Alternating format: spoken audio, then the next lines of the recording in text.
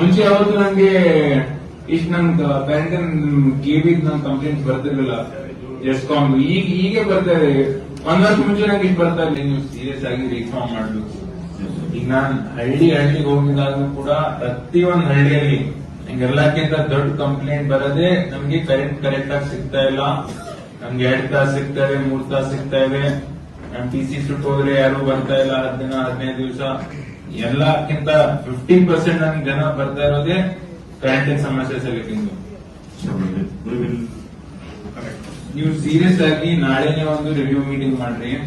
ನಿಮ್ದೆಲ್ಲಾ ಜೈ line men ಯಾರ್ಯಾರ ಅಧಿಕಾರಿಗಳು ಇದಾರೆ, ಆಫೀಸರ್ಸ್ ಇದಾರೆ, ಎಂಪ್ಲಾಯೀಸ್ ಇದಾರೆ, ಎಲ್ಲರದ್ದು ರಿವ್ಯೂ ಮಾಡಿ ಏನೇನ್ ಪ್ರಾಬ್ಲಮ್ ಇದೆ, ಯಾರ್ಯಾರಿಗೆ ಯಾರಾದ್ರೂ ಕರೆಕ್ಟ್ ಆಗಿ ಕೆಲಸ ಮಾಡ್ತಾ ಇಲ್ಲ ಅಂತಂದ್ರೆ ಅವ್ರ ಮೇಲೆ ಕ್ರಮ ತಗೊಂಡು ನೀವು ಕರೆಕ್ಟ್ ಆಗಿ ರಿವ್ಯೂ ಮಾಡಿ ಕಾಂಪ್ಲೇಂಟ್ಸ್ ನೀವು ವಿಸಿಟ್ ಮಾಡ್ತಿದ್ದೀರಿ ಎಲ್ಲ ಕಡೆ.